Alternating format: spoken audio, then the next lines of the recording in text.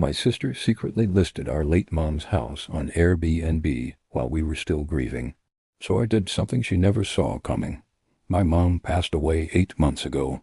She left behind a small house, a lot of memories, and 2 daughters who apparently had very different ideas about what to do with it.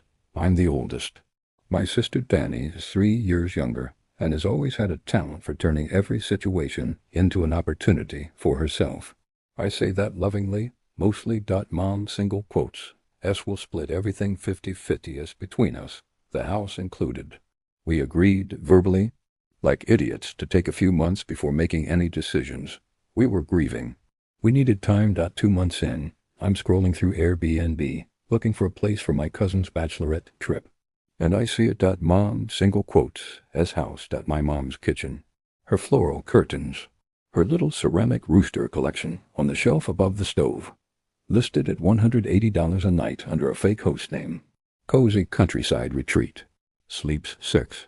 I sat there for probably 4 full minutes just staring at my phone. Danny had been renting out our dead mother's house, our jointly owned property, without telling me, without asking me, and pocketing 100% of the money. I checked the reviews. It had been listed for 6 weeks, fully booked most weekends. I did the math. She'd made somewhere around $3,000. Now here's where I had a choice. I could call her screaming. I could get a lawyer involved immediately.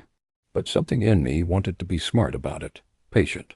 So I took screenshots of everything first. Every review, every booking, the listing itself. I documented all of it. Then I called her, casual, asked how she was doing. She said fine. I asked if anything was new. She said not really. I let it sit for another week.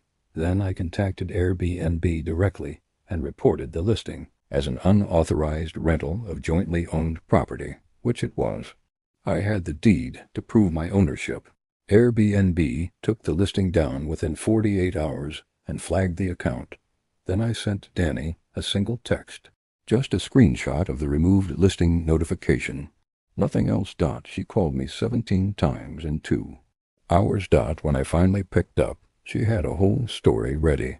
She was going to tell me she was just testing it out. She was going to split the money. It was practically her idea to preserve the house this way. Every excuse came out like she'd been rehearsing them. I told her I'd already spoken to a property attorney, that any income generated from jointly owned property without co-owner consent could be considered misappropriation, that I had 6 weeks of documented bookings saved. The silence on the other end was the most peaceful sound I'd heard since Mom died. We now have a formal co-ownership agreement, in writing, with a lawyer. Every decision about that house requires both signatures. Any rental income gets split equally and documented. She paid me back $1,500, my half, without me having to go to court. I didn't blow up the relationship. I didn't lose the house. I just made sure it could never happen again. Mom always said Danny would try to get away with things until someone finally made it not worth trying. Took me 30 years, but I finally listened.